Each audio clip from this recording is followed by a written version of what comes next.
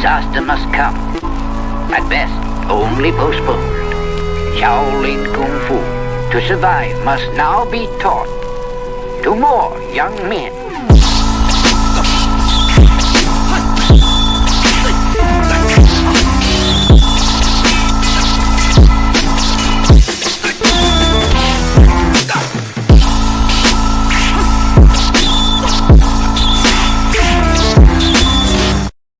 Welcome once again to another episode of Fists, Kicks, and Flicks, the podcast about martial arts, movies, and life. I am one of your hosts, Eugene Plowden, and with me as always, my podcast partners, Joe Hartley and Angel Diaz. What's up, fellas? What's up? What's up? If this is your first time with us, I want you to know we are members of the Martial Arts Center Network. On Tuesdays, you got the Inside Scoop with Alex and Jeff. Thursdays is us, Fists, Kicks, and Flicks with Gene, Joe, and Angel. On Wednesday, you got the traditional way with Brett Shumway. And once a month, you got the extra scoop with Peyton Fender and Jeff Doss. For more information, you can check us out on all of our social media platforms. Just look for the Martial Arts Center Network on Facebook, Twitter, Instagram, YouTube, and Patreon. Fellas, it's showtime. What's going on? Not much, man. Just doing the work thing. My mom got home late last night from Italy, so family and I went over there, had some dinner, got to look at all the pictures, hear all the stories. She had a lot of good stories, man. She said the people in Italy are not fond of tourists, so they're not very helpful. So most of the help they got, like getting around and trying to figure out, where to go and everything when they didn't have a guide, actually came from other tourists from other places like Scotland, Sweden, and that they could find that actually spoke some English. So I thought that was interesting. I mean, it doesn't shock me. No, sometimes that's what happens when they don't, even though obviously they make a lot of money, because literally one of the people that was helping them out the whole time was just a random guy who stays in an apartment close by. I'm gonna tell you something, man. If somebody, let's say someone from France, walked up to me and started speaking in French, I would look at him like, what the hell? I can't help you. I don't speak French. I don't know. What are you looking for? Are you looking for McDonald's? You looking for I don't know what I would say. So I probably wouldn't be very, very helpful to them either. No, but not meaning it. Not meaning you could use Google Translate, but like I ain't got time for all that. If I'm walking down the street, man, I'm gonna tell you, man, being from Detroit, sometimes you gotta watch your surroundings, man. And sometimes when someone comes up to you and just start having a random conversation, you feel like you're about to be set up. So if that's happening, I'm checking my surroundings. I'm going to be looking around. There's been times when I hear you on that. People have just started random conversations, and I'm looking, I'm checking my surroundings, man, because nobody's about to get the drop on me. So I get it. I hear you on that. I guess it kind of depends. Like if I'm in a mall, I guess I'm not really worried about something happening in the mall or anything like that. But if I'm like downtown or if I'm at the gas station, man, don't come to me ask for no help. You better go inside and ask that person behind that counter for some help. Yeah, a lot of people, like anytime people roll down their window and ask me for help, my biggest problem is I'm not good with directions. I use GPS a lot. So when people ask me something, I honestly just tell them, you know what? You're asking the wrong guy. If my wife was here, she could help you, because I'm going to get you more lost. So, or I don't really remember road names. So I'll be really? you go down here and take a left at the party store. You know what I'm saying? Like, I know road marks more than I think about the names. I drive around the Metro Detroit area so much, I can kind of help someone with, if they ask me a random question in English and they're looking for some place, I can kind of give them an idea, because I've been driving around so long for all the different companies that I've worked for, so I can kind of help someone. My dad was basically a human GPS before like GPS was a big thing, because when I first started driving, all we had was MapQuest. And if you mess up MapQuest, like you got to retrace your steps or you just get lost. But I always could call my dad. And as long as I had some crossroads, my dad could get me home, get me to where I was going. Like but he drove for Sears for a long time. And he used to drive all over the place. So, he knew where to go all the time. I know sometimes I get frustrated with Melissa about that because she'll ask me to take her someplace, and it's someplace that I have no idea what it is, and I have no idea where it is. So I'll ask her. I said, "You got the address? You got it in the GPS?" She's like, "Yeah." And then I kind of want to know what area I'm going to be in. So I'll ask her on the GPS. I said, you know, look around and give me the cross streets, so I kind of have an idea of what direction I'm going. And she doesn't.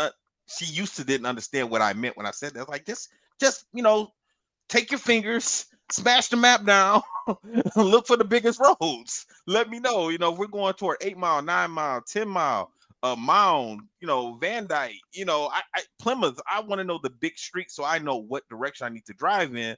And if I know the crossroads, then I can pretty much get us where we need to go. And then it's just about listening to the GPS to pinpoint exactly where we're going. Now, it's not like that when we're in when we out of town, especially Indianapolis. I have not learned Indianapolis, even though I've been going down there for about 2 years now for work. I still do not know, my way around there very well. I mean, like I said, so yeah, I use GPS too much, so I'm not giving no directions to nobody. Other than that, man, just trying to survive at work. It's a little slow right now, and with everything going on with all these government things, the Doge, whatever you call that, they keep trying to figure out something with us, and we're keeping them out for now. So hopefully we can survive the next 4 years before they, they want to get in and privatize us. Yeah, I know. And that's going to mess everything up. I didn't know if you were for or against that. And I've been meaning to ask you for weeks when I first heard that. I was like, nah, I ain't gonna bring it up because that might set you off, man. I don't want to piss off Joe. No, I need a happy no. Joe. I mean, the problem is, I think the first thing would happen if they privatize, they probably start working on breaking up the union. That's where I'd have a problem. I mean, frankly, if they leave the union alone, we're under contract right now for a couple more years. We won't have another contract negotiation for a while. So whatever happens, as long as they, the contract stays in place, and then the next negotiation might be messed up, but the problem is we're a constitutional, job. This is something that's they really can't do it, but they have been trying to figure out a way. So we'll see. You guys are in the Geneva Convention, bro. I'm telling you, but crazier things have happened. So I agree. I can talk to 20 different people about it at work, and you'll get 20 different reasons why it's good and why it's bad. So I don't know, man. I just need to keep this job for another 20 years, and then I can retire, get my pension, get my 401k, and say peace out. So there you go. I do know that they came through with a buyout. So a lot of the people that were looking to retire next year took the buyout because it's not that much money. It's only 15 G's. But if you were already going to retire and you keep all your same retirement and you get an extra 15 G's on top of it, I'd say, yeah, go for that too. I would do it. Okay. They're basically saying, hey, we're going to pay you to retire early. Thanks. So yeah. We got a lot of people taking that, and I guess they're going to do another round of that next year. So, but like I said, I'm 20 years away from that, so that don't apply to me at all. Have you thought about what you're going to do when you retire? Because I don't really think you are ever going to retire. I mean, you might retire from the post office and doing that work. You got plans for after that? I am not one of those people that I don't mind sitting around watching TV at home. Forever? If I'm going to do anything, it's going to be probably martial arts related.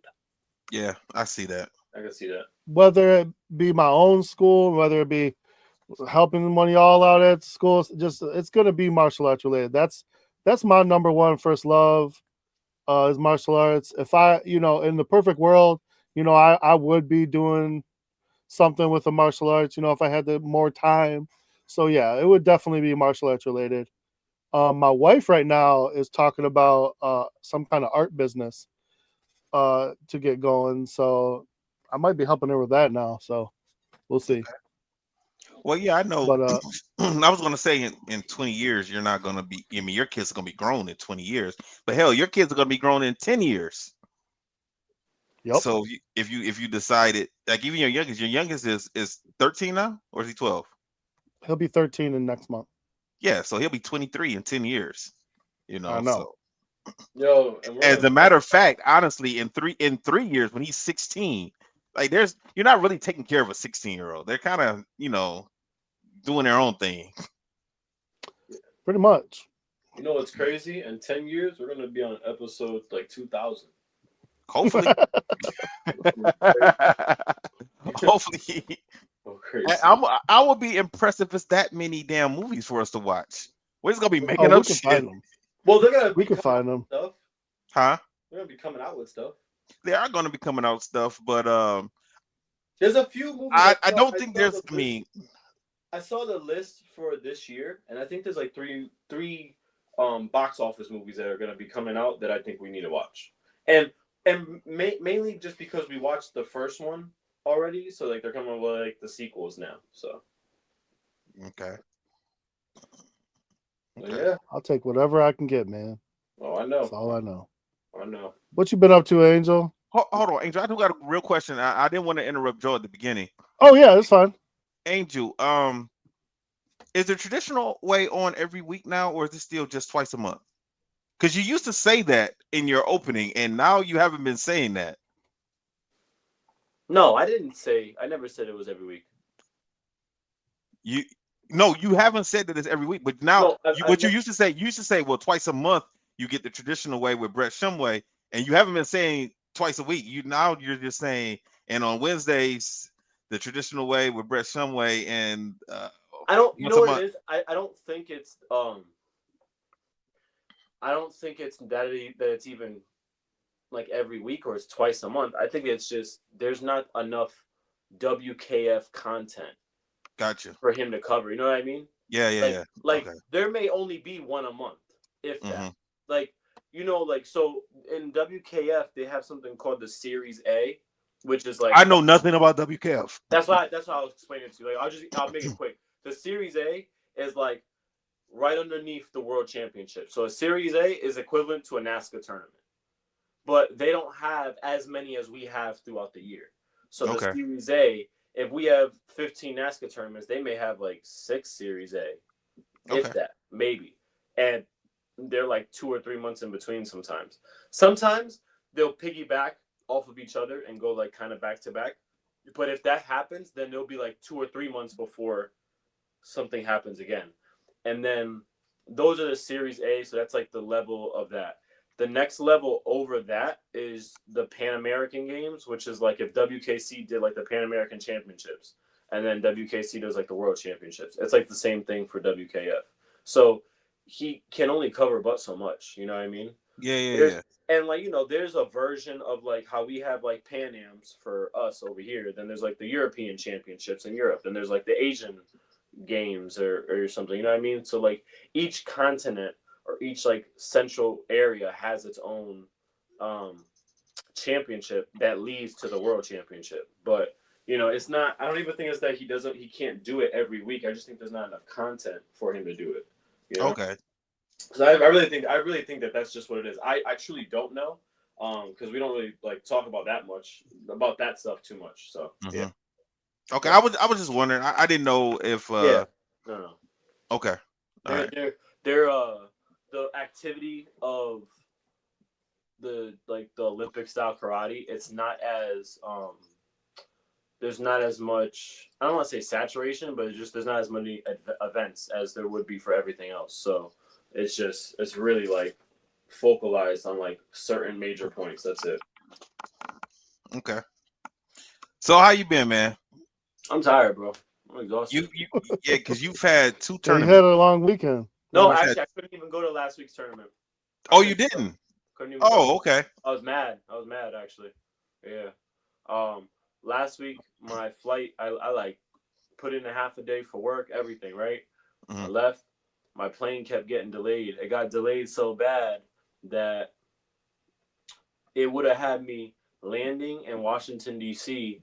at like 7:26, and I would have had to get on my next flight at 7:45 in Washington D.C. to head to Cincinnati. And I called, and they like weren't gonna let me like make the connection.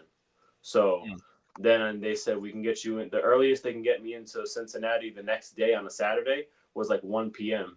And then the tournament was like 30 minutes away from the airport. So I was like, I'd damn near get there by 2:30. Everything's gonna be done by that point. So right. I called Mama Price, and I called AP, and they were just like, it's all good. Like that's not your fault. Like you just can't make it. But I was actually mad, man, because I wanted to go. And then this weekend was just Ocean State Grand Nationals, and then it's like hectic, man. Like, yo, man, it's just crazy. Did you compete? No, I didn't compete. No. Okay. I know you said you were trying to get in shape for it. You have been working out and training. I did, yeah. I was listen, man. I was good, man. It was going good, and then my shoulder just didn't. I hurt my other shoulder, not the one I had surgery on, but the other one. I hurt it, and then I hurt it like bad, and then I was like 50-50, and then I hurt it again like the week of the tournament. And I was like, oh, I can't, like, there's no way I'm gonna be able to fight. So I ended up just going just to support the team.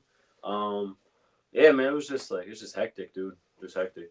Like, and not in a bad way. Not in a bad way. Not that like nothing bad in the tournament. I'm just saying like it's hectic. Like there's just so many people. Like it's crazy to me. You know, it's actually kind of crazy when you think about like, how many people go to a NASCAR tournament. Like, and then like everyone's like all squished into like one hotel or in one area. Like maybe people are like 5 minutes down the road or whatever, but it's like in one area. So yeah, man, that was really it. And then I got back today. So what I did was I drove up and back every night. So Friday I didn't go to work. I drove. How long was the drive? It's an hour. So I drove up, saw everything, and then drove back. I didn't get back home Friday night till like 12:30 at night, I think, or 12:30, like the next morning. And then woke up, drove on Saturday, and I didn't get back. I didn't get back till like 2:30 a.m. And then got back, went to sleep, woke up, and then today I had I put on a seminar for the students at my school. I had some people from Paul Mitchell come down and do a seminar at my school. So then I had to wake up and then go and help with the seminar and do all that stuff. And I'm just exhausted. Like after the seminar, I came home, ate lunch, and I took a nap, dude. I'm not gonna lie, man. I was expecting you to say, "Yeah, I'm not gonna be on. Let's record tomorrow." I was waiting to get that text, so that's why I had sent the message. I was like, "Yo, we still good for the night?" I got mad I couldn't go on last week. It's just what happens, man. Dude, it's like because that's one of your movies that we spoke about. Exactly. Well, that's why I was upset. And what I get mad about, and this always happens to me. I don't know why, but like when you plan out the weekend. Like, you ain't got nothing to do and you plan out the weekend, it's going to be a perfect weekend. People like throw wrenches in that MFR and it like messes everything up. And then like, I'm like falling behind on my timetables because in my brain, I know how long things should take. So I know how much time I have between certain things I got to get to or what I'm doing. Like I'm like really good at scheduling my day out and I know like time wise how long it takes for me. One thing messes that up and it's over with.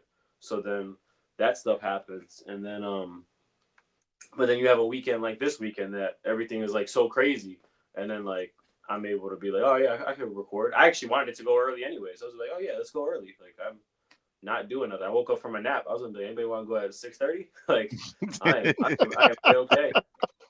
The one thing I will say is just, and then I really don't have much to say, but one thing I will say is two things. One, your champ looks just like you, bro. It's crazy. You think so? I saw that picture you posted today, and I was just I kept looking at you guys, like just everyone, the whole family. I was like, it's crazy how much the kids look like you guys. It's nuts. And then the other thing I was gonna say was, this tournament I think is like bad luck for my vehicles because remember how last year on the way to this tournament I got into an accident, like someone totaled my car. Yeah. And then like a few years before that, someone totaled my other car. Okay. Yeah. So now this time it was on a Wednesday. I'm driving. A tractor trailer hit a car on the highway, like crushed it into the side. And because that happened, everyone started moving. Bro, I like swerved in between all these cars. Nothing hit my car, right? Mm-hmm. But I had to like hit the gas on my car, like just to get out of there. Like I had to get out of there fast, or else I would have got hit. Swerved all that. Engine light went on. My car like started like shutting down. And I was, Man, and I was like I'm sitting there. I was like, I really cannot be driving when this tournament comes up. Like I needed to stay in. Like this doesn't make any sense. So this whole weekend, I had to drive my dad's car, and my car has been at the shop. And I was like mad because I'm like, I just bought this car last year. So thankfully everything's under the warranty. You know, I don't got to pay for nothing. But I was like, bro, come on, dude. it Like, sounded like you was playing real life Mario Kart. Like it looked you dodged like everything I out was the playing way. it. You thought you were good, and next thing you know, somebody hit you with that lightning. You swung down. It looked like I was playing real life Mario Kart, man. It sucked, but yeah, I mean that was just like literally, I've been nothing but chilling. I'm excited to go. I'm excited for next week. Next week when we record, I'll be with my fiance, so we'll have a good time then, and then go UConn. Oof. All right, cool. So my week, same old, nothing new. Well, actually, we did not have a good showing at uh at Dan Cousineau's tournament. So this week, man, the kids were pissed at me because I was like, we not doing no kicks until I say we kick. Y'all are punching for their I mean, they did it last week, and this week they're gonna do it again, and the next week they're gonna do it again, and we're gonna keep on going because these kids and they just don't punch when they're supposed to punch. A lot of them want to kick. Um, Because now, they don't want to get up close and personal. yeah, some of them are just scared. But this is the funny thing, man. So Ryan fought again. Ryan got third, and it was crazy because I saw the light switch come on. He lost. The fight to see if he was gonna fight for first or second. So now he's gonna fight for third and fourth. When he fought for third and fourth, I wasn't sure how he was gonna do because the kid was tall, lanky, and a kicker. Ryan typically does not go well. He doesn't fight well against kickers, right? So I told him, I was like, okay, win this first fight and you good.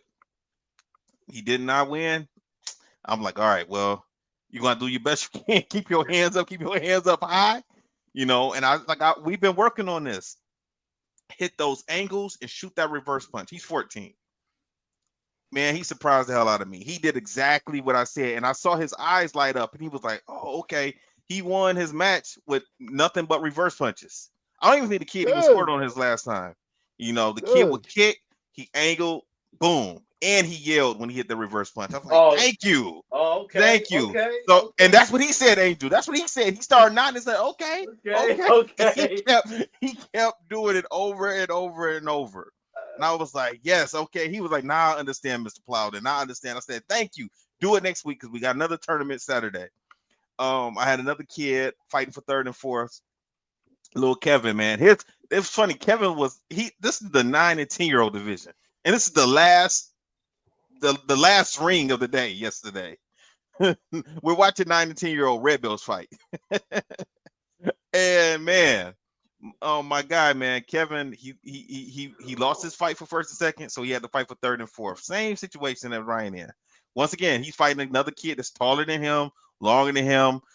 But the kid was one of those. He was an awkward kind of martial artist. I don't know what style it was, but it was a little different, right? And the kid, the kid was a little show off too.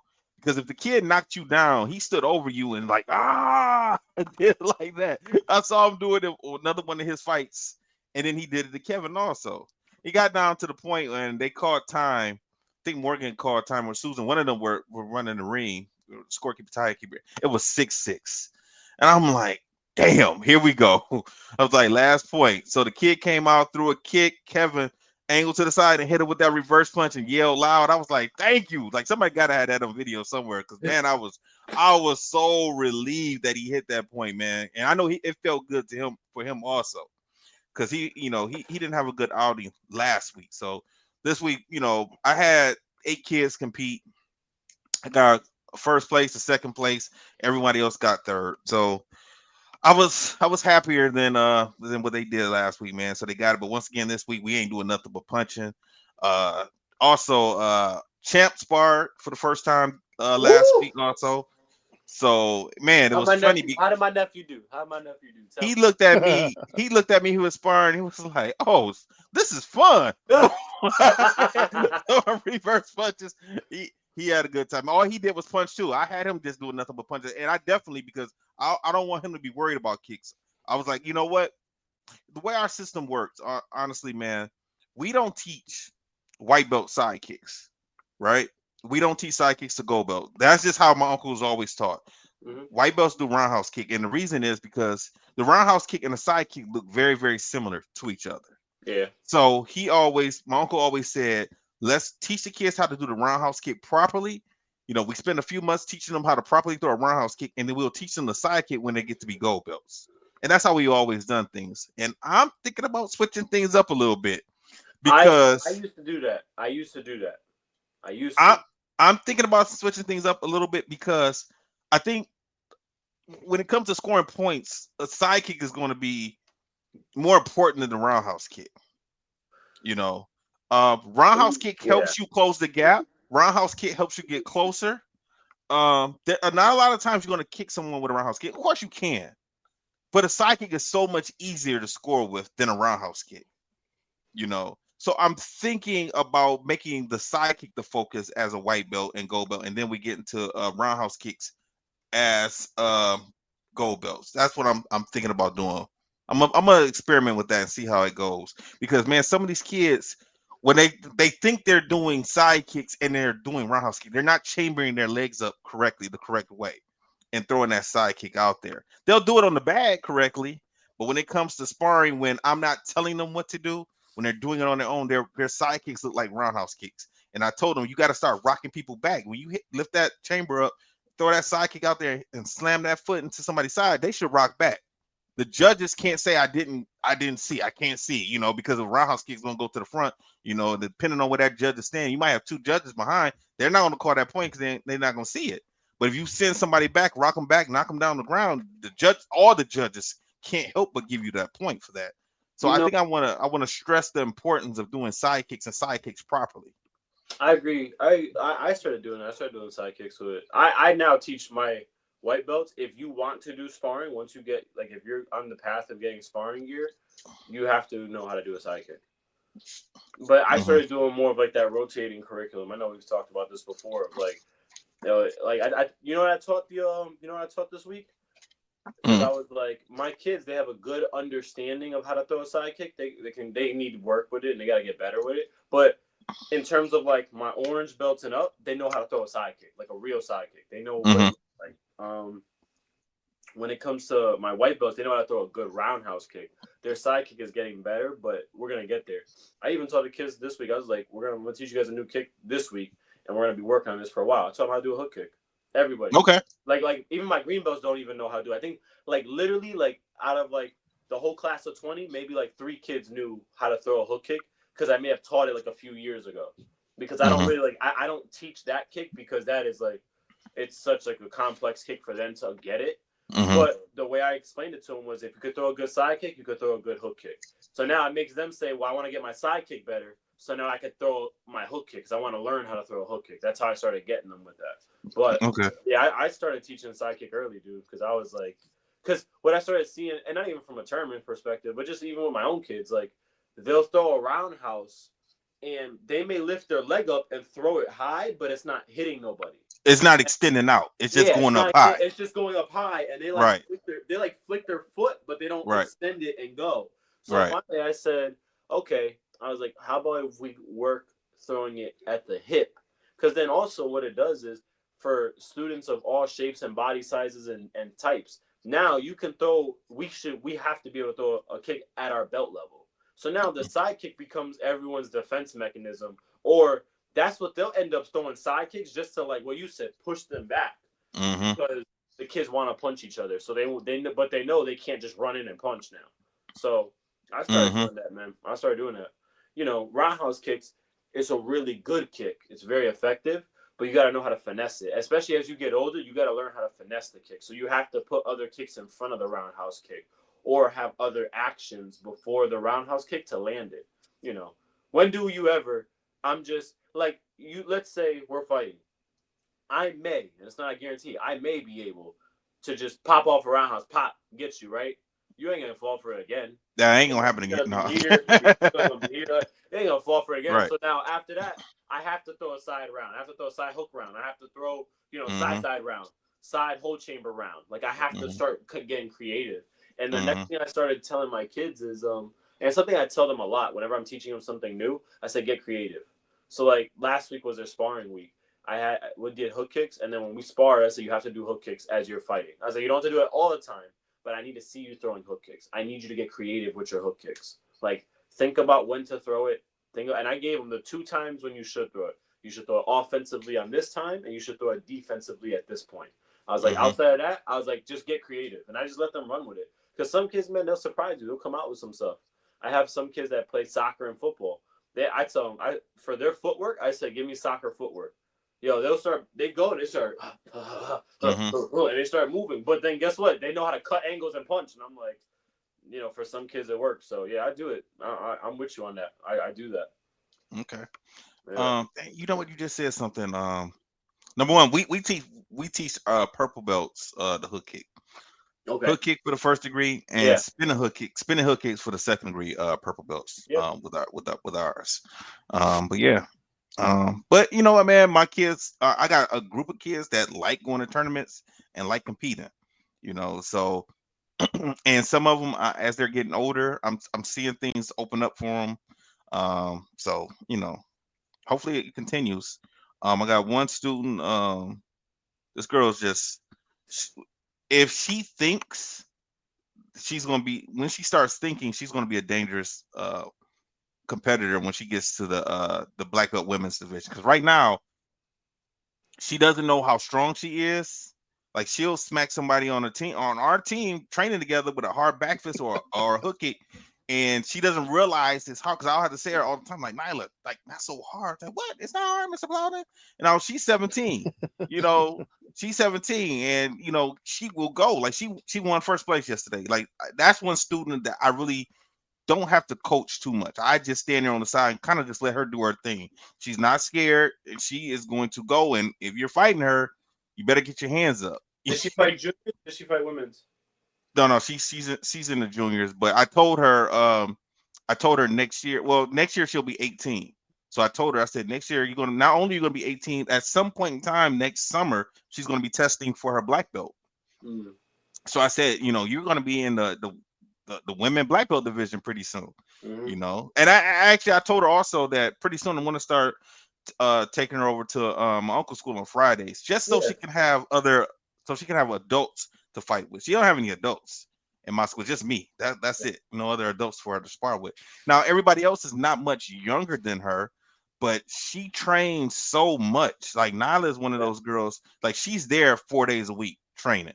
The gap You is know, different. Yeah. yeah. So she puts in that extra work. So she is starting to, you know, advance faster than some of the other kids. Mm-hmm. So she even did continuous. She did continuous in January. She might end up doing it next weekend. I'm not sure because she asked me, was it? I don't know. But she works with the boxing coaches and the kickboxing coaches that come to the school. So she's gonna be and her parents are into it. Like that is her activity. Like she's not doing nothing else. She's not playing volleyball. She's not doing Mm-hmm. soccer. She is a fighter. So I'm going to be interested to see what happens to her when she gets to the women's division. Angel, how many kids classes do you have? Like in terms of like the how many I teach a week, or like how I separate the level. Yeah, how you separate the levels? I have two kids classes in terms of like kids, and then one teen and adult class. So I have 4 kids classes. So I have a white belt class, then I have the gold and purple belts together, and Yeah. then I have the green and blue belts together, and then I have the red and blacks together. I used to do that when I was at my other school. What happened was I started seeing that the the bulk of my student ratio was in that white to orange belt ish, Yep. and then that green, that blue to Mm-hmm. green was was like slightly less, Trailing off. Yeah, yeah. slightly I less, got it. and Yeah, then that purple to brown was like 3 kids, 4 kids. So, yeah. and I got you. that's when I said, okay, never mind this.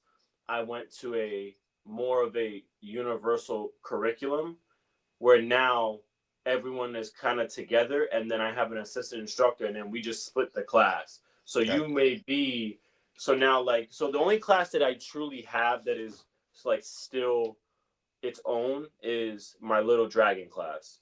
So like my little samurai class, that's like my 3 to 5 year olds, 3 to 6 year olds. Like they're the only ones that like really are like just gonna be themselves. Like they don't you. have no one else with them.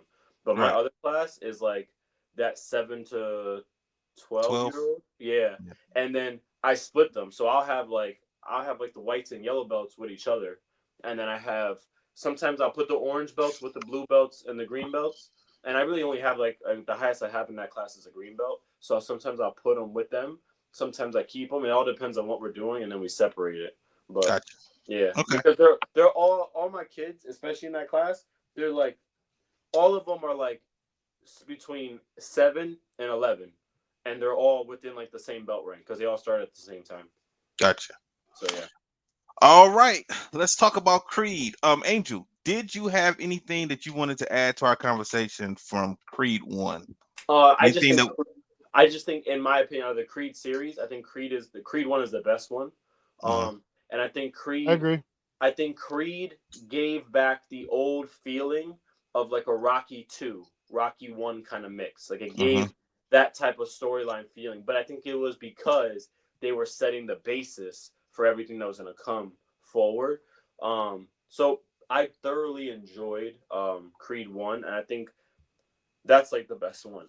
Outside of that, I would give it an A plus. I know you guys liked it.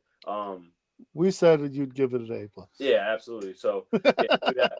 The one thing I will say is when I talk to other people, they all say this is what they say, and they say they don't like Creed 2, and they all say Creed 3 was good, but it was missing something. Like That's weird. like a lot of people I've talked to have said like Creed 3 is up there with a Creed 1, but it was missing like there was just something that it was missing, like whatever it like, and I've said it before. I was like, yeah, I felt that way. I don't know what it is, but it was missing something. A lot of people didn't like Creed 2 because some people were like, for that, just go watch, Rocky 4. And I was like, I can hear that. Like I can I think Creed 2 is better than Rocky 4. I think it is too. I actually to be honest with you, I like Creed 2. I thought it was good, bro. I liked Yeah, it. I did too. I liked it. So I I I didn't know anybody had a problem with Creed 2 or 3. I never knew yeah. that. I I never haven't heard that before. I never had a problem with the Creed series. I thought the Creed series was a um I think it told in terms of a storyline, it gave a more detailed storyline than the Rocky series. I think after Rocky 2, we were getting a lot more montages and Which that training. damn near all is Rocky 4 Yeah, yeah, is that's all damn it near was. a When montage. when the Creed series really dives deep into storyline, Yeah. and they kind of put the training and montages stuff second. It doesn't mean it's less than what the old montages were. I think they're just as good. Wouldn't you say so, Joe? Like they're just as good Yeah, as the old montages. They're just I they don't agree. focus the whole movie on that. They really dive deep into the storyline. So yeah. Uh, Um have you guys seen Rocky? So Sylvester Stallone did a director's cut for Rocky 4. And I don't know if he did it for the other movies, but he did a director's cut for Rocky 4. And he took out a lot of the silliness that the studio wanted, like the robot, and he put in other footage and other discussions. Have you guys ever seen that? Never. no, but I'd like to. Yeah, now Yeah, I do too. I do too. We might review that and compare it to the other Rocky 4 one day. We might do that because is it I saw someone else watching it on YouTube, and they were doing like a reaction to it. They were like, "Oh, I don't remember this from the other movie. I don't remember this from the other one," and it made it a little bit more. It was more emotional. It was along the lines of two because it would have more dialogue in there. Yeah. and they decided to go with a freaking robot that you thought was. They took a lot of the campiness and the silliness out of his movie. So I didn't know if Sylvester Stallone, if he's done that with the other Rocky movies as well. Yeah, no, I never heard of that. I didn't even know that was a thing till now. Yeah. All right, Joe, let's kick it off. Creed 2. So Creed 2, like y'all said, basically Rocky 4 done a little bit differently. I like the fact that they brought back Drago. I like the connection and how they tell this story. It's crazy to me. So the beginning starts off, we see Drago. He's basically waking up some young kid. Could be a protege, but I think most of us, when we saw this, assumed it's his son. But they're kind of living in the slums in Ukraine. It's just the two of them. We don't really see or hear anything about the wife or the mom.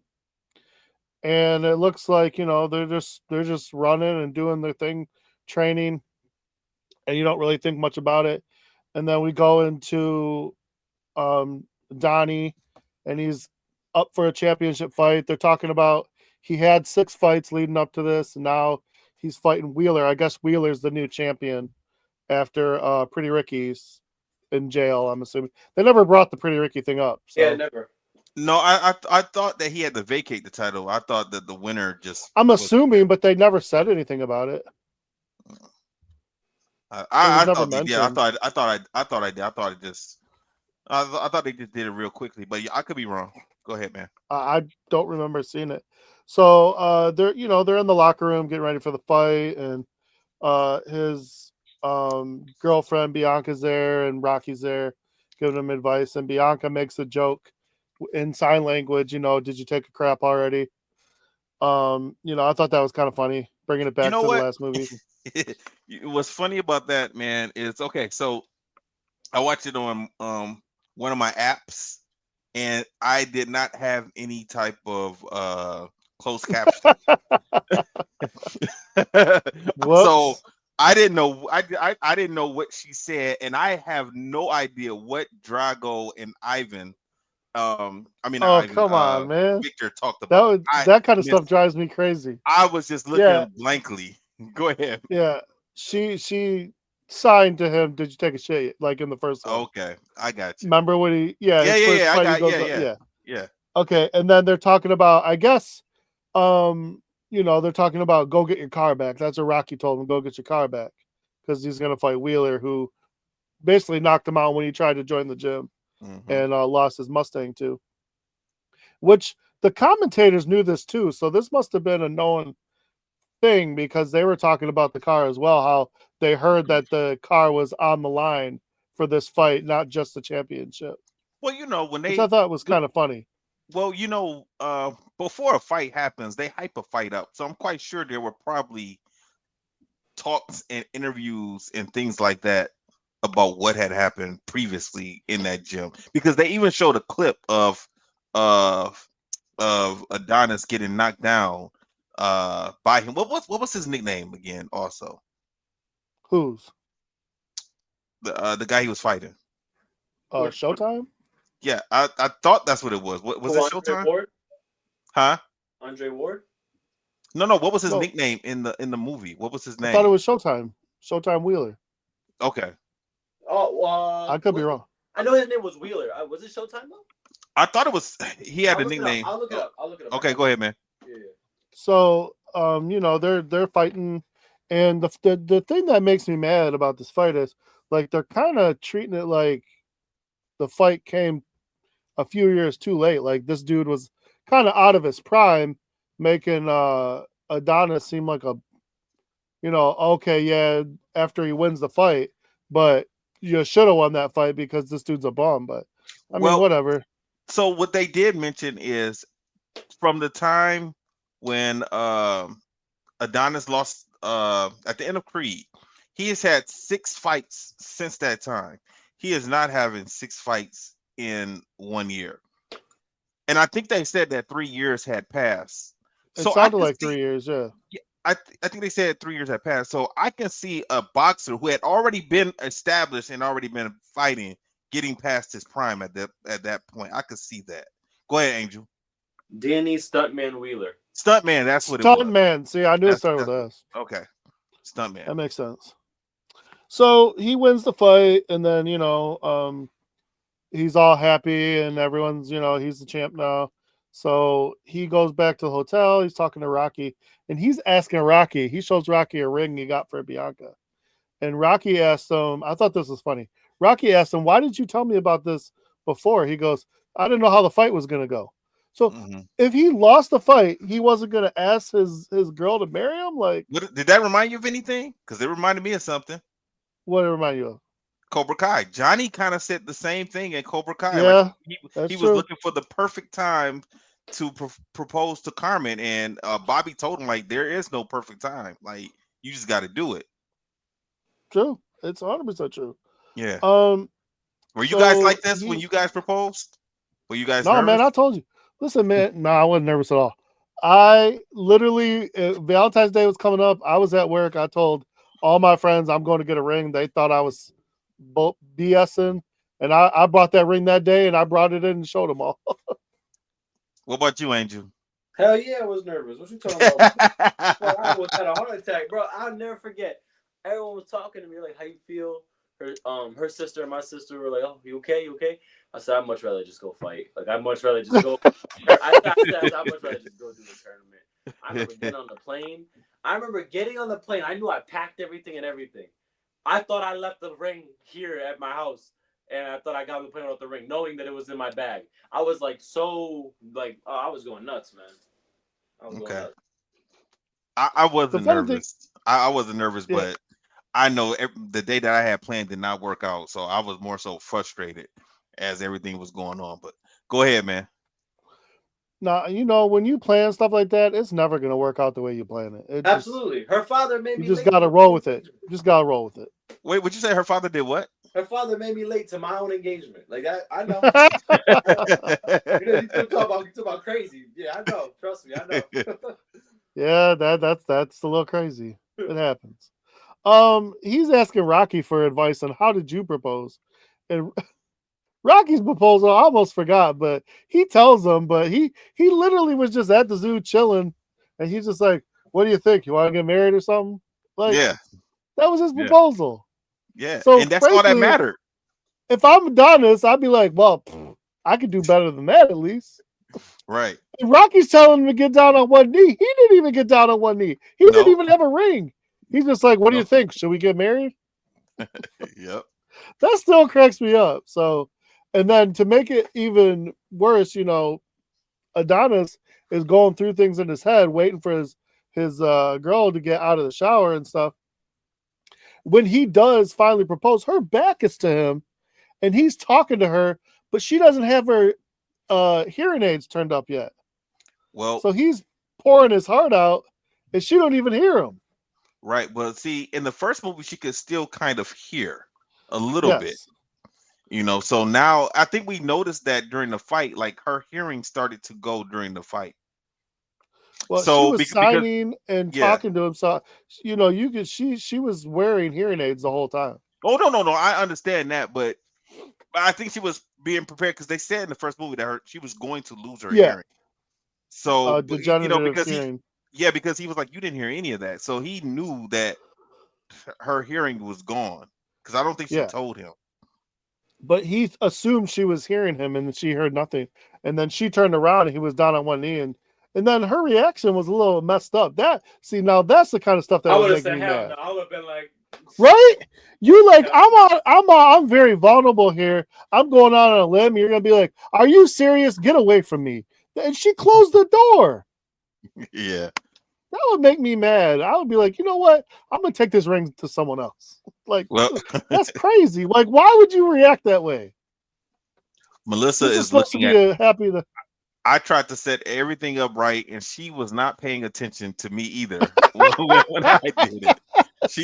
I had woke her up to do it, so I had to snap her out of it. Like that's why. She's like, where these flowers come from? I got a flower. She's like, where these flowers come from? Like, why are you playing Cupid on TV? Like she was out of she's asking me all these questions. I'm like, stay in the moment. Stay in the moment and listen to what I'm doing. Pay attention. Did you read what this card? I think these 2 cards I just gave you. Did you read what they said? You know. You Go gotta ahead. give her a chance to wake up, get some coffee or something, No, man. I just hit her with it. Boom, right at midnight. Right at midnight on Christmas Eve. Go ahead, Right man. at midnight. Oh, Right that's at see, midnight. that's why. Um, so then they work that all out, and they get engaged, and it's a happy moment. And then we go into they kind of do 2 scenes at once. We got Adonis at the bar with some friends, or at the at the Hold bar with on. Bianca and Steak, the what you call it, the subs that's popular, cheesesteaks, oh, cheesesteak the place. cheesesteaks. Yeah, Yeah. they're at the cheesesteaks place. And someone, they turn the TV up, and they're already talking about this possible fight with Victor um, Drago. Drago. And then at the same time, Drago's actually at the restaurant with Rocky, talking to him about this fight. And so they're going back and forth and talking about the idea of this fight. And there's a promoter. Do they ever give the promoter's name? I can look Yeah, it they up. did. I got it. I don't They said remember it. they said it a couple times. Buddy. Okay. It But was Buddy something. he Buddy Marcel. at the beginning of the movie, he was in Russia, and then he was back here. Mhm. So he's the one kind trying to fuel this idea of a fight the whole I'm time. glad they didn't. I'm glad they didn't treat him like George Washington Duke, because George Washington Duke was a ripoff of Don King. So they Oh, did not do 100%. him. They didn't do him like that from Rocky Five. So I like that, but he still seemed a little shady, very shady. Yeah. Um, So hold on, Joe. Did you guys? I felt like this movie gave Ivan Drago more of a personality, because in Rocky Four he just seemed like a robot. He really wasn't saying too much Well, anything. I actually saw. Did I send you guys a video? Or did you guys send me the video of what Ivan Drago said, or what Dolph Lundgren said when he did Rocky Four? No, I don't. No, I didn't see it. I So don't know. either I didn't send it, but I watched it. He's the one that told Sylvester Stallone when they started doing script reads, he purposely wanted his role to be stoic and Mhm. with minimal lines, because that was the look they were going for. Mhm. And in this movie, he took on more of an acting role. Yeah, it did. Because I feel like they gave that. well, he's done a lot more since then too. Yeah, and I feel like they gave that same exact role, like the archetype that they had for Ivan Drago, they gave that to his son, keeping it very minimal words and just yes, yeah, you're right, Angel. But Victor didn't seem like a robot. Like That's if true. if they would have said that, Ivan Drago was a robot, I would have definitely believed him. Like at the end of Rocky, oh, this was a robot. He was really fighting an android, because he didn't seem like he was human. He just kind of Yeah. just seemed stiff. Victor didn't seem like that. Victor still seemed like a person. You clearly saw that he was angry and he had attitude. And did he even speak But he English? had every I don't reason. remember. He had I every don't even. reason for that. Did he speak English? I don't remember Yeah. if he did. Okay. Yeah, he spoke very little, but he spoke it. Okay. He had every reason to be, because as Ivan Drago was explaining to Rocky, he lost everything. His Russia turned their back on him. His wife left him. The wife not only left him, but she left the kid. Mm-hmm. That's crazy. That's what I said. I'm like, okay, what does the kid have to do with this man losing a boxing match? And here we go with the timeline thing again, also, because if she left him, like when was she pregnant? Did she get pregnant after the events of Rocky Four? Obviously, she must have got pregnant before. So Victor should have been. Yeah, Victor should have been older. He should have been older than Adonis, or maybe they were the same age. I don't know, because it's not like Apollo knocked up Adonis's mom after Rocky Four. Yeah. Well, maybe maybe she tried to stay with him, but the shame got to her, so she said, "Screw you and take care of this stupid kid." I don't Yeah, I know. guess. I But guess. the whole thing was so weird because it's like this guy still could have been a really good boxer. He lost one Yeah. match. Yeah, one match. That's it. And honestly, the match could have gone either way. You're Yeah. fighting you're fighting a guy that just can't be hurt. Like And he kind of you made it went through a war. and he kind of made it seem like it was Rocky's fault when he was sitting there in the I restaurant know. talking to him. I was like, it's not his problem. Like they did everything. Like the government did everything to help you win. You Yes. know, they gave him the best training. He had performance enhancing drugs. They did everything. But he fought Rocky. He couldn't beat Rocky. Exactly. That doesn't mean he Yeah. couldn't have kept fighting because Rocky could not fight again after 4. So Yeah. Ivan Drago could have still fought and won the title. And not only that, but what is Rocky supposed to be like? Oh yeah, you're right. I should have just laid down and lose. Right. You killed my best friend, fool. Right. You And I fought killed you my for no best friend. and I fought you with no money. Remember, Rocky didn't get paid for that fight Yep. in 4. He did it free. So So Adonis takes the fight against Rocky's better judgment, and Rocky basically says, you could take this fight, but I'm not going to train you. Which I get that, but it's still kind of messed up. yeah, Still I messed don't up. get it. It is messed up. I don't get it. Like you always that's the same thing Mr. Miyagi did to Daniel. It's like, why aren't you training your student? Yeah. Just because you Yes. don't agree with them competing, they're going to do it anyway. Why are you going to just let them train with someone who is not as good as you? You know this fighter. No, there's nobody who's going to train them better than you. Now, before this happened, Bianca had already been talking about moving to LA to start to work on her career and to kind of change things up for her and Adonis now that they're getting married. And he was actually kind of against it at first. He was like, "What about Rocky?" And Mhm. she was like, "Rocky got his own life, like you." But as soon as Rocky turned him down for this fight, all of a sudden they're in LA looking for a place. He's now all of a sudden, his dad's old coach is ready to help him. Like it's a little messed up. Well, It's he kind of crazy. yeah, because we saw Duke, we saw him at the beginning of the movie because he was in the corner of Stuntman. So Yeah. now Adonis is coming to him for help again. He really didn't want to at first, but he's like, "Well, I'm gonna see what you're made of." No, I get it. Like he respects him now, but damn, Right, right, like he's lucky he got that chance. Because I might be like, man, let me go find some other. Because you really dogged me. But right. I liked it. It was cool. It's fine. Uh, Meanwhile, he goes home. He's talking with his mom, and he's got to explain to his mom, who, by the way, lost her husband to this family, Yes, and he don't want to talk about it. he had to know that conversation wasn't going to go the way that he He wanted it avoided to it. go. Yeah, He avoided it, and the second he wanted to talk about it, his mom switched the conversation over to his fiance being pregnant, yeah, which neither of them knew until mama knows. right, right. And so they're in there taking a pregnancy test, going, "Oh man, what are we gonna do now?"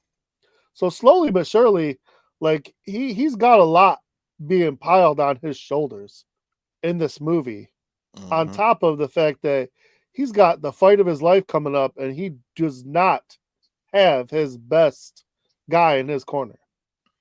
Hmm. And this is the part of the movie. Like, yes, this movie reminded me a lot of Rocky 4, but this part of the movie kind of gave me more of Rocky 3 vibes. Yeah, you're right. Hmm. Because so early in the movie, everything's kind of going against him right now. He doesn't have his guy in the corner, and like he's probably going to lose this first match, and then hopefully get a second match. Hmm. I knew Do he was going to lose the second they said he's about to fight, and I'm like, wait, this Yeah. movie just started. He has to lose. Do you like that as a better narrative, or would you have liked it better if they would have kind of figured it out, got Rocky in his corner, and he could have, had this fight the right way and just won it first, Well, the way they did it, I, number one, like I said, as soon as I knew they were about to fight early in the movie, I knew he was going to lose. Like you can't have him win at the Yeah, beginning. So 100%. I figured that he was going to lose, even though he didn't lose. It was a disqualification. He got beat up. Yes. But doing it this way gave the movie more emotion. Yeah. Yeah, you're right. You're right. Yeah. 100%. I agree. I agree with that. And also, it had to be done this way to incorporate Duke's son into it. Mm-hmm. Because then that had to be the connection of Rocky 4. It had to be done that way. Because if you wouldn't have done it like that, the whole feel was to give off the nostalgic feel of it. In the corner was Rocky and Duke. I liked it. Don't get me wrong. I'm not saying it would have been better that way. I just like to play a Honestly, little devil's advocate is all. You were saying that, Joe, and I played with the thought of what if he would have won the first one and then we make him lose the second one. I think that'd be a whole different movie. I think it would have been some pissed off people walking out of the theater. But that's the whole point. You want reaction. Like that's what you want, man. You want that. But then the Creed series starts to become the Ivan Drago series. I mean, Victor Drago series. You set up 3 to be the revenge. Yeah. Oh, you're thinking of Marvel now. You're thinking of Infinity War and Endgame. That's what you're doing. And then he gets Pretty Ricky Connolly out of jail, and now we got the Avengers suit back up. Let's go, baby. Which technically that's kind of what happened in 3. So Has there been talk of a 4 yet? There was talk. Yes, there has, but it broke down because of who's going to direct it. Oh, what really? It's not Ryan Coogler? Well, not even just that, because the whole issue is I don't think Rocky wants anything to do with it anymore. Once he got he already wasn't in 3, so I mean, no, yeah, he had a falling out with the with his partner. I think he had a falling out with Winkler. Yeah, Ira Winkler. I think because once that happened, where they gave the directing role to Michael B. Jordan for 3, I don't think he wants to be involved in it now. Yeah, and also I heard a rumor that now I don't like this idea, but you never know, man. They might make it work. I heard that they were going to have Clubber Lang's son, be in the 4th one, and then also after that they were supposed to start a Drago movie series. That's what I heard. See, I like both of those. I don't mind. I was just thinking Clubber Lang. Why not bring Clubber Lang? At this point in time, it has to be like his grandson because because Creed should be at the point now. Like this movie came out, the first one came out in 2015. We're 10 years in now. Can I just be honest? Can I just be completely honest? I don't want to see Clubber Lang's. I don't want to see. I don't either. But come on, man. I'd rather see. We've already gone there. Let's go. I don't want to see like Mr. T. I feel like I would rather it be if it's going to be Mr. T. I would rather it be like Mr. T's gym. Like he owns this gym, and these are his trainers and his not students, but his competitors, his boxers. Have Rampage Jackson play something or whatever. Like his son that now ran the gym and I like that idea. Similar to like that'd be cool.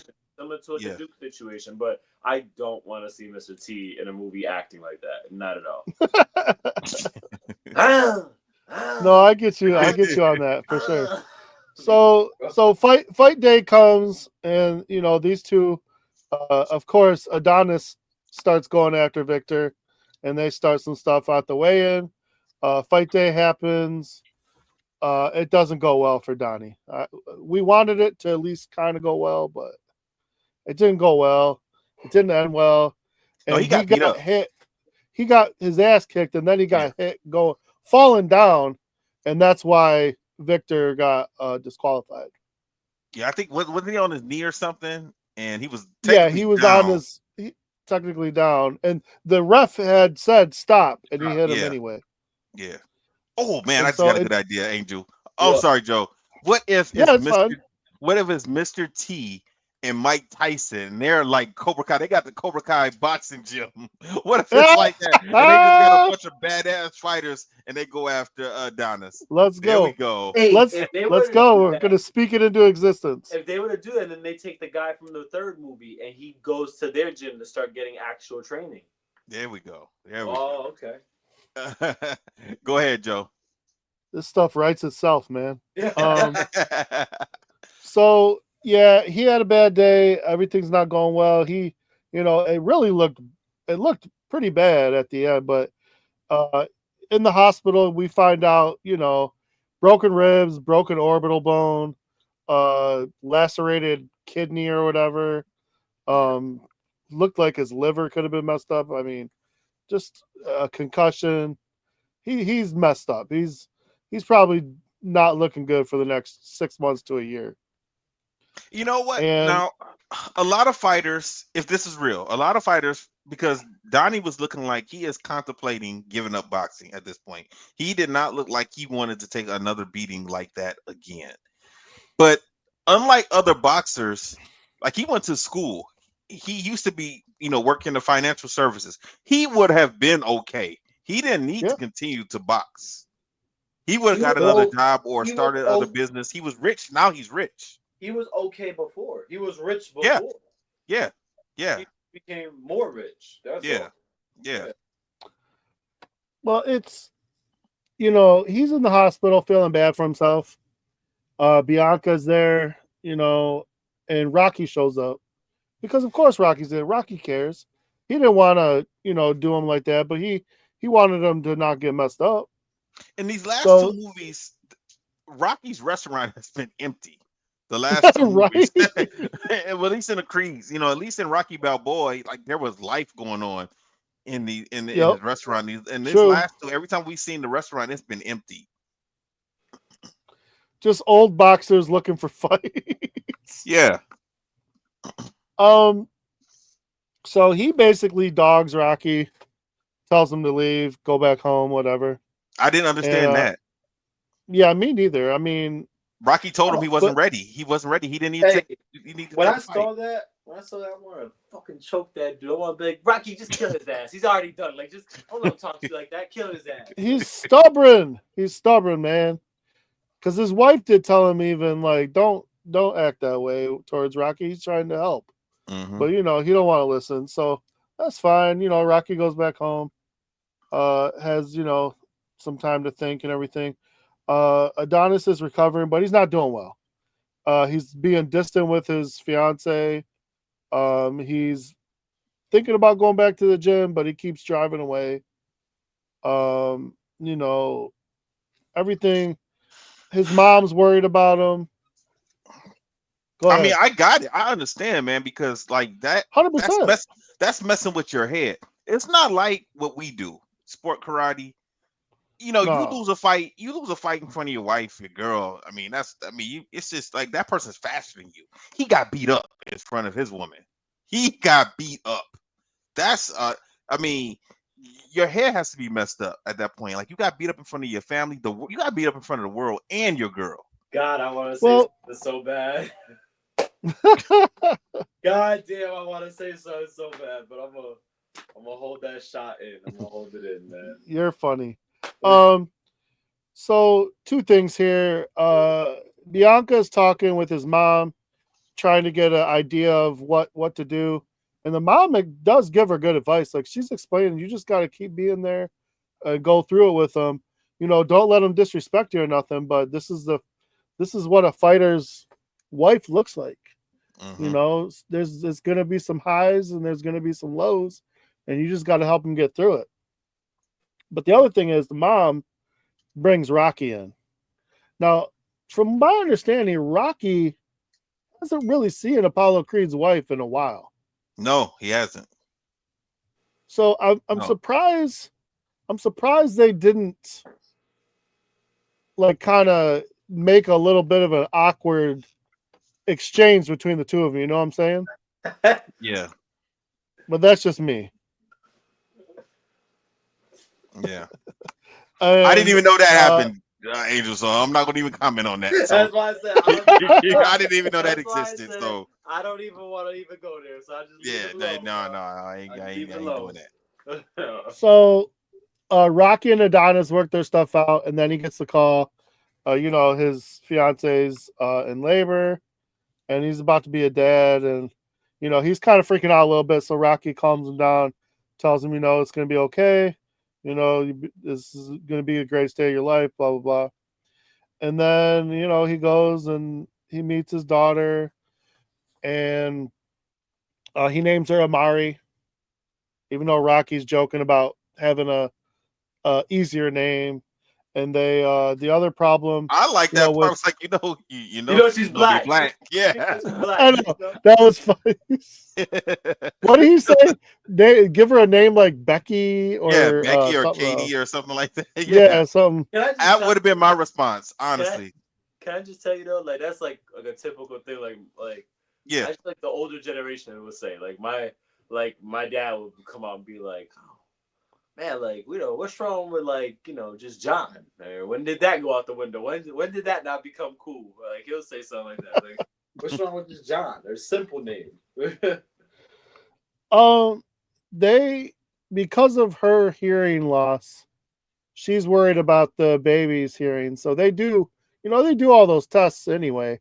So they're all waiting to get these tests in. The tests kind of show that the baby does have some hearing problems. So everyone's a little bit sad about that, but they're going to get through it. When you find out about this early, there's a lot they can do for that, and everything. But they really don't talk about it much in the rest of the movie. And I think the third, if I remember correctly, the third movie kind of focuses on that a little more. Yeah, they did. And I told Melissa she watched this part with me, and I said, you know what, this is very, very powerful, and nobody is even talking. There was no dialogue. There was no dialogue. Yep. We're just looking at their facial reactions to everything that's going on, and we see them crying and everything, and it was just really, really, really emotional. When you get news like that about your child, it is crazy because you don't know what to do. Mm-hmm. You sit there and you go, okay, now what? And then you gotta think ahead, but you also gotta think like, now what are we gonna do? And you gotta say, okay, take it day by day, keep going, and that's all you can do. But yeah, that was very powerful because you got a baby, you just brought this baby into this world. It's a happy moment, and now you're already finding out like this baby can't hear. Yeah. So yeah, it was pretty emotional, and like I said, I liked it that there was no dialogue. There was just, you hear the nurse saying certain things, but it wasn't overpowering the scene in the moment. She was almost like in the background. Like I got to a point where I wasn't even paying attention to the nurse anymore. Like I'm just looking at them and their reactions. So they get home with the baby, and it's a few days and stuff go by, and Bianca is looking to go. She's got some studio time. She got a record label, so she leaves Donnie home with the baby the first time, and this part made me laugh so much. I don't know if you ever had this, Gene, like one of the first times you left with the baby. Yes. I didn't have a problem with my baby screaming all the time, but I had an incident where she had a bathroom issue up her back, and it just, I panicked. I didn't do well with it. No. I figured it out, because I couldn't get a hold of any of my helpers. Mm-hmm. I called my mom, my wife, everybody was ignoring me, I guess. And so I had to figure it out. Yeah. No. And so I get this part where Dottie's calling his mom, like, she won't stop crying. What do I do? Help me out. And so he had to figure it out for himself. And it was really funny. No, I never had a problem with him crying. I just assumed like that's what babies did. So I never called my mom about that or anything like that. I just dealt with it and just like, come on, man, go back to sleep. Something, just move around and you learn different things. Different babies have different things. Two of my kids out of the three, they like to be put in the car seat, and then I would have to swing them. They didn't want to be put, if I put them in a swing, that didn't work. It had to be the car seat, and then I had to swing them back and forth. Oh man, we had I don't know why. That's all swing, they wanted. swing. We had a swing for Champ and a jumper, man. He almost jumped out that damn jumper. He jumped so much, man. Like he was just always bouncing Yo, up and that's down on the. He loved they that get thing. I that was, they get but that he had energy, asthma. man. He had asthma, so I had to calm him down. Like, dude, like, come on, man. I ain't trying to go to Children's Hospital. Like, I want to take you out of this. You can't keep on doing this. But he's still the same. Like that boy, he goes all the time. Champ was one of those babies that never napped. He did not like taking naps. Oh no, So oh yeah, so no, he that's would not be good. up all day. He would be up That's all day. crazy. Yeah, he No, was not a napping baby, not at all. oh, that's not good. No, Go ahead, man. the nap is needed for the baby and the parents, man. Yeah, You're seriously. 100% right. You're 100% right. But that's why I never had a problem with Caillou, because when Caillou came on, Champ Champ sat down and watched Caillou. That's why I have no beef. I know people don't like Caillou. Caillou's my homeboy. We And got like the I same kind of said, we got the same you kind of have your hairstyle. reasons. That's my You have homeboy. your reasons. You have your That's reasons. right. Go ahead, man. Um, Adonis does finally get to the point where he's ready to fight again, and he's going to take a rematch because in the meantime, while he's been recovering, having a baby, and all this stuff, Victor has become the number one contender, and he don't even look at the fight as a loss. He says it's a disqualification to him. He won that fight, which I mean, you can take it as you will. So, and they're the commission is saying Donnie doesn't have to fight Victor, but he has to fight somebody, or he's gonna have to vacate the title. Which I get. So he takes the fight to against Victor. He's got to prove to himself and everybody else kind of that he can do this, that he's not scared. And he has a heart to heart with everybody. And then they take him to the desert. This is all, you're trying to figure out because the fight's got to be in Russia. You knew that was going to happen. But instead of going to Russia like Rocky did, he's going to go to the desert, train outside in the desert. We get a nice little training montage. He's doing all kinds of craziness. And Yeah, then, man. go ahead. I thought that was weird because Rocky did it in the cold.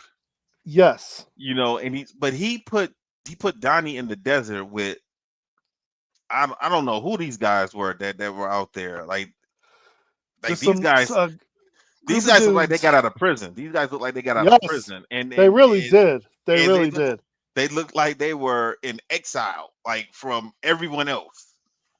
And they just seemed like they just lived out here and just trained. They had no life. Their life was looked like train Mad to fight. Max or something, or like Mad Max type of energy. It was weird.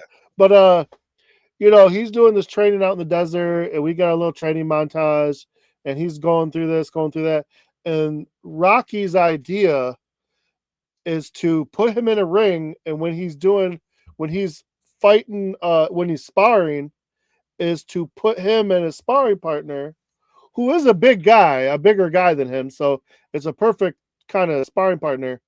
And he says the fight is going to be toe to toe. So he puts him in a tire, 1 foot in the tire, 1 foot in the tire. You can't leave that tire. You got to bang. And I mean, interesting. Yeah. He's not trying to get him to use the ring. You got to duck and weave. You got to dodge. And you just got to fight in this small space because this is going to be a battle. And this is going to make you tougher.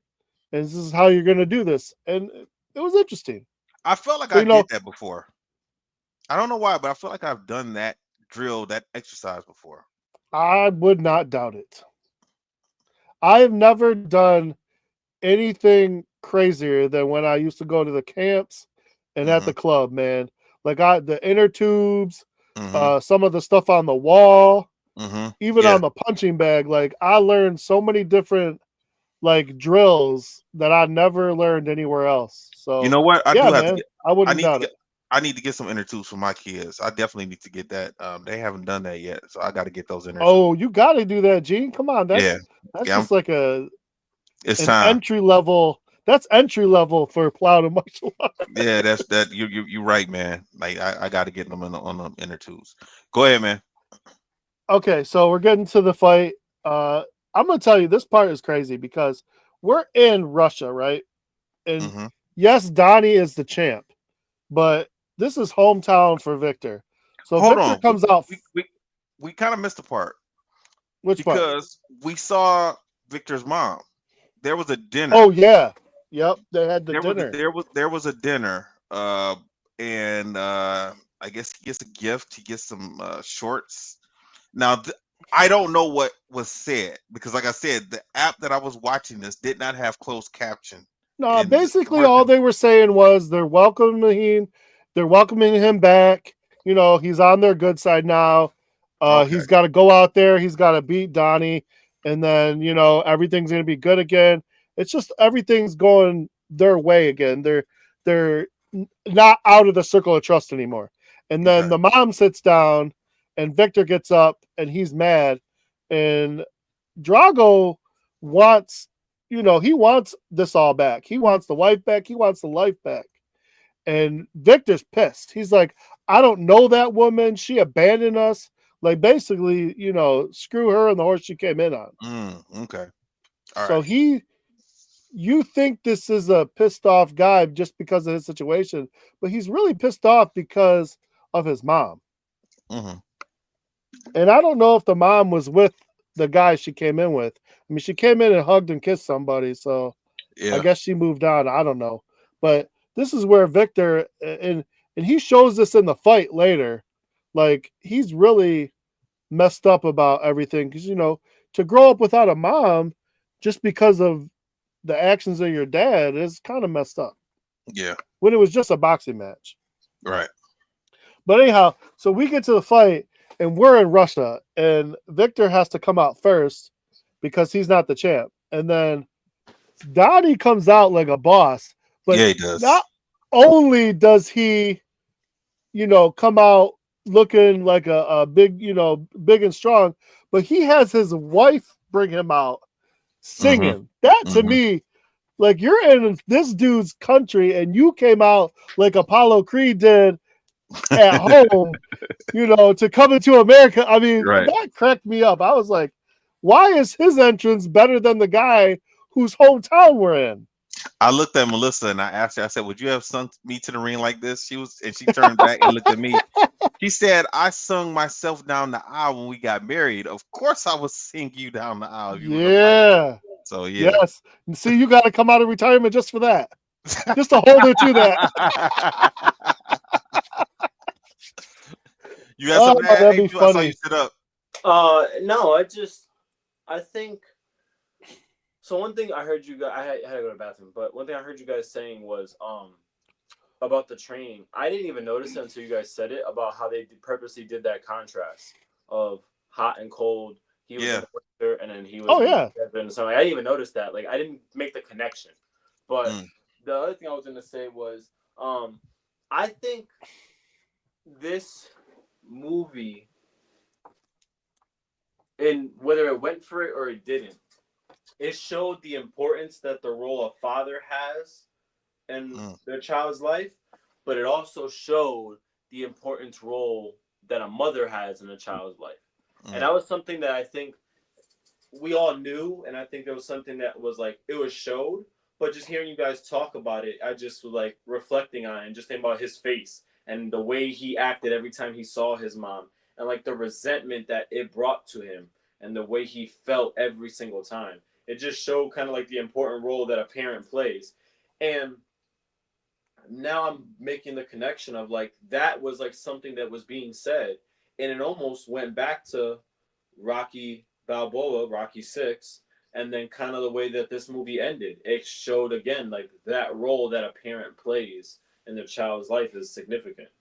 Yeah, but I don't understand. If you're talking about Rocky and his son, I don't understand that point because they made up in Rocky Balboa, I and think it was him.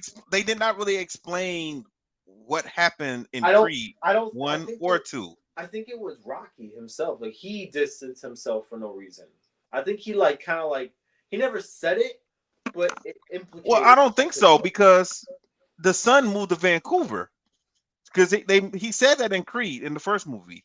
He said that he moved about as far away as he can get away from my big shadow. So he moved to Vancouver. Now, why? Like we saw them resolve that issue in Rocky Balboa. So Well, things Yes. happen a year later. You never know. yeah, I know, but I just want them. I wish they would Yeah. explain that, like what Yeah. happened, because that kind of just left us like, well, what's the issue? What's the problem? And Yeah. this movie, kind of explains everything well. And for that, it just seems a little. It seems a little weird that never really got explained. I hope there's a director's No, cut I of this, agree. so that way they talk about that. Go ahead, Joe. No, I agree. I mean, it's Oh, I interesting. The meant son not only continue. no, I get it, but I'm saying the son goes to Vancouver. He has a family, Hmm. at least one or two kids, Yeah, and Rocky just not a part of it at the moment. yeah. So the fight starts, and it kind of goes a little bit better at the beginning. Mhm. Donnie's moving, he's getting some shots in, Drago's getting some shots in, but then it starts to take a turn for the worst against Donnie for a couple rounds, and then he's starting to hang in there. So there's a lot of back and forth, but Donnie is sure taking the worst of a lot of exchanges, Yeah, he's losing and this he's fight. giving it back. Yes, he's definitely losing, but he's not getting beat up like he did before. No. He gets knocked down. He does take a big rib shot. He's goes down at least 3 or 4 times, but he's never just not in this fight. He's doing what they said. Rocky explained to him, like, you're gonna have to fight through the pain. You're gonna have to, feel no pain, and that is the only way you're gonna win this fight. And other than that, you're gonna have to knock him out. Like there's no other. You're not gonna win this on the card. Hmm. And so yeah, the whole fight. I like this fight. It goes back and forth. Donnie really has to dig deep, and towards what it was at the 10th round, Yeah, it was he the 10th. starts to get the upper hand, and to the point where Jirago ends up having to throw in the towel, Okay, hold on. Two which you things. never would have thought that. Two things. Um, do you think Rocky could have trained Donnie at the beginning of the movie when they had that first fight to be prepared for, and would he have won if Rocky had just trained him from jump? Mm-mm. It's too What? hard to say because Rocky, nobody even knew anything about Drago. And Rocky already explained to Adonis, it wasn't that he didn't believe in Adonis. What he told Adonis is, you have a lot to lose in Mm-hmm. this fight. Mm-hmm. He has nothing to lose, Right. and that's dangerous. Right. So Adonis took it as, you don't believe in me. But Right. really, that wasn't the case. Right. And he wasn't wrong. If fighting a guy that has nothing to lose when you have everything to lose, that's a lot. That's a Yeah. lot to deal with. And Rocky couldn't just train that into him because they don't know nothing about Drago. They haven't seen him fight. Right. Yeah, it's a different Drago at this point in time because he had been fighting for he had a few fights to. I mean, he went from being no one ever heard of him to being the number one contender. So it's not like he just had one or Exactly. two fights. He had Yes. to have a few fights. They said, I think, are 6 or 7. So Yeah. So, um, yeah. So I don't know, but we didn't really see anything from the first fight. Like we didn't see him have to overcome. I mean, he just got trained again. Like most of the times, like we see we knew Rocky's head wasn't in the right space when he fought Clubber Lang. yes. So he had to go through things in order to get prepared to train properly for that rematch against Clubber Lang. We didn't get that here with Adonis. Like I didn't see Adonis's head in the wrong space. I mean, someone else could have a different opinion about that, but I don't. I He don't was get it. fighting for the wrong reasons in the first one. The second time Well, around, yeah, he's fighting for he figured revenge the it out. first time. He was Yeah, fighting he for was. It was revenge. figured it out. Now Okay. the two things I needed to talk about before we kind of wrap this up. During the turn when Donnie started winning that fight, Victor's mom got up and walked out. Yeah. Ivan saw it. Victor didn't see it, but I'm sure he Right. felt it. And so that already was bad. And then uh, the other thing was after he lost the fight, instead of yelling at him and screaming and cursing at him, like basically his wife and all his colleagues did in Rocky Four, Ivan actually took a different route and told his son it's okay. You know, they had a father son moment, and I thought that was kind of interesting because he really could have. You know, he just lost everything all over again. Mm-hmm. But What instead of screaming about it and yelling about it, he said, "Nah, man, you did your best. You know, we'll live to fight another day." What did you guys think of how the fight ended with Drago throwing in the towel?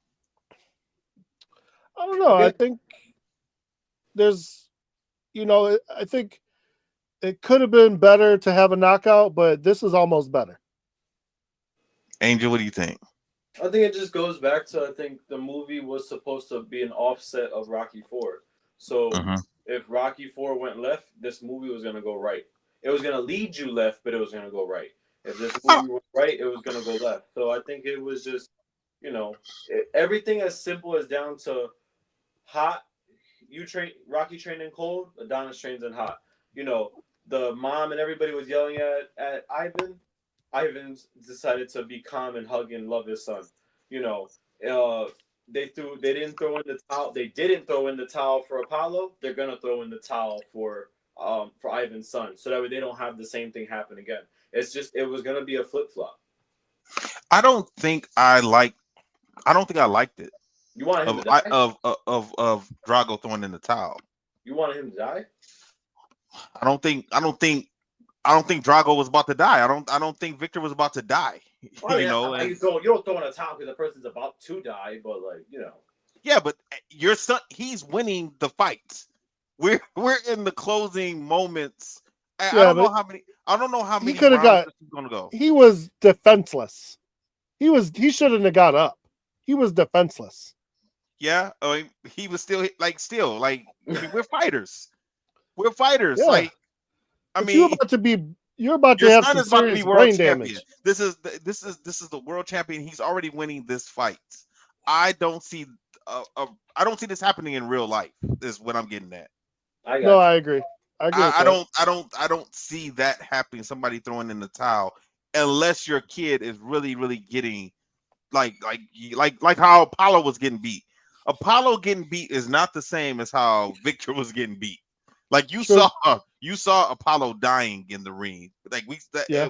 with every punch that Drago did, we saw Apollo, fading away. I don't think Adonis was hitting Victor that hard where he was about to die or getting, really damaged like that. So if you're Victor, you're probably feeling like, dude, I technically beat this guy twice because I lost by disqualification the first time. This time I'm winning the whole fight, and he got to the end of the fight, and my dad threw in the towel. Like But he still had two more rounds. He wasn't going to make it two more rounds. he might not have, but He might. He I, I wasn't. mean, He was barely going to make it out of that round. I know, but as a boxer, as a fighter, like they want to go out on their sword, like they want No, to I go agree. down, I agree. So I don't know. Anyway, and No, that's an interesting take. I agree. at the end, Rocky goes and visits his son, and he sees his grandson. Yep. Um, and that was it for Rocky. We don't see Rocky again. And Ivan's dad, or Drago runs with his son. Yeah, and they're back in Ukraine. They're not back in Russia. Yeah, They're definitely back in Ukraine. So, yeah. and that is it for Creed 2. What grade are we giving Creed 2? Oh, I say B plus. Okay. I would say A minus. Yeah, I'm with you, Angel. I'm gonna go A minus also. I still liked that. I still enjoyed it. Yeah, that Um, was, I I I really didn't see nothing really wrong with the movie except for Drago throwing in the towel and them not really explaining what happened with Rocky and his kid. But other than that, I enjoyed the movie a lot. yeah. Definitely a Me movie. too. If I see it on, I'm gonna stop and watch it, no matter what what scene that it's on. You know. For sure. Anything else? Oh man, I'm good. All right. Next week we're gonna looks like we're wrapping up Creed with Creed 3. And I guess are we gonna get back to Warrior? We're gonna try this again with Warrior season 2? I don't know. I mean, it's Yeah. being requested, so I guess. Yeah, we'll talk about that. Probably we'll get back to Warrior season 2 in a couple weeks. And Joe, you and I are on Superflix this week. We're going to do Superman Returns, so that should be pretty fun. Okay, let's go. And then Angel, and next week, yeah, go ahead, go. There you go. Well, you can say whatever you gonna say. I was gonna say, next week, boy, we get to pop out the winner's circle. Be careful, man. This is gonna be another one that's gonna take off. Fist Kicks and Flicks itself is just growing, and then this is gonna be a really good addition to kind of round out our martial arts inter-network platform. And we really get to say that we have a full spectrum of martial arts that we cover. So make sure you guys pop out, listen to the winner's circle. Talking about not just BJJ, not just MMA, but just combat sports from full contact standpoint overall. So yeah, that should be fun with Angel, myself, Chris Walker. He's back in the main gang. Well, he never really left, but he's back podcasting with the main gang, and also Isaiah Gathering. So it's gonna be us four talking about MMA and BJJ, and like Angel said, combat sports. So that should be pretty fun. Yeah. All right, everyone. Stay safe, stay strong. We'll holler at you next week, and I will play our music. Disaster must come. At best, only postponed. Shaolin Kung Fu, to survive, must now be taught to more young men.